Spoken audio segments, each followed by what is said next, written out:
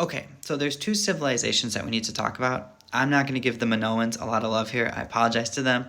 The Minoans are really some of your earliest Greeks. They're this peaceful civilization that have these huge, nice frescoes, this artwork. It's all blue and vibrant, and there's plenty of pictures of animals and all this good stuff. The reason I'm just going to kind of put them on the back burner is because we're going to focus on the Mycenaeans. That's because down the line we'll talk about the Trojan War, and the Mycenaeans, especially King Agamemnon, plays a key role in the Trojan War. So actually, I had a tough time finding a good picture for the Mycenaeans, so I chose this one.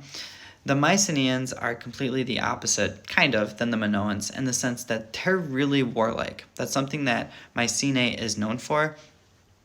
In fact, if you even look back to Minoan culture, the whole story of the Cyclops is part of the reason they have these cycloptic walls, and King Minos in the capital of Knossos, where the Minoans were hanging out.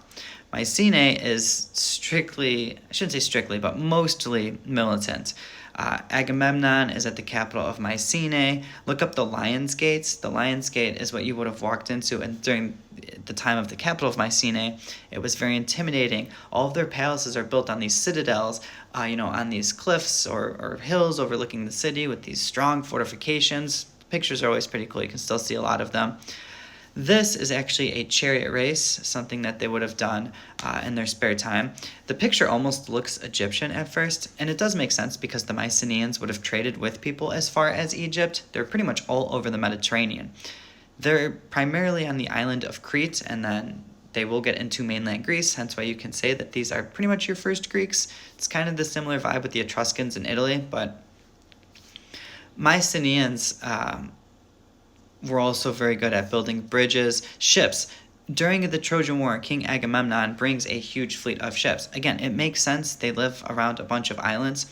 Their language, they would have ran on what's known as, I'm pretty sure it's Linear A, might be Linear B. Them and the Minoans have kind of the similar language, has yet to be deciphered. So there's so much to still learn about the Mycenaeans. Nonetheless, their culture is going to completely vanish, or at least drop off the table during the Bronze Age collapse.